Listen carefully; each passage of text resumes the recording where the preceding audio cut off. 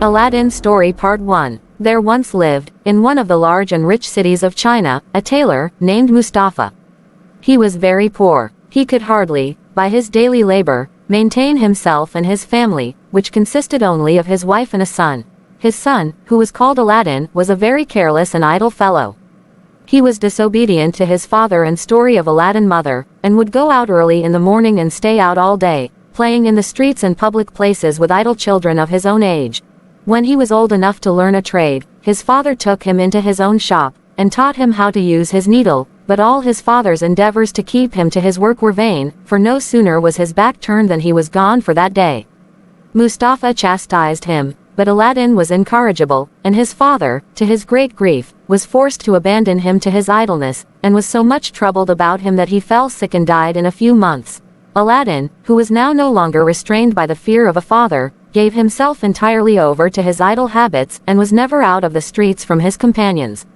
This course he followed till he was 15 years old, without giving his mind to any useful pursuit, or the least reflection on what would become of him.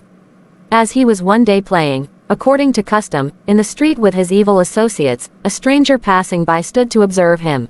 This stranger was a sorcerer, known as the African magician, as he had been but 2 days arrived from Africa, his native country.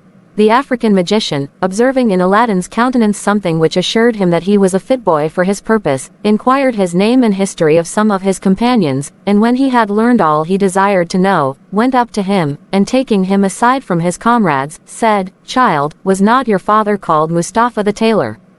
"Yes, sir," answered the boy, "but he has been dead a long time." At these words the African magician threw his arms about Aladdin's neck, and kissed him several times, with tears in his eyes, and said, "I am your uncle. Your worthy father was my own brother. I knew you at first sight, you are so like him." Then he gave Aladdin a handful of small money, saying, "Go, my son, to your mother, give my love to her, and tell her that I will visit her tomorrow, that I may see where my good brother lived so long, and ended his days." Aladdin ran to his mother, overjoyed at the money his uncle had given him. "Mother," said he, "have I an uncle?" "No, child," replied his mother, "you have no uncle by your father's side or mine."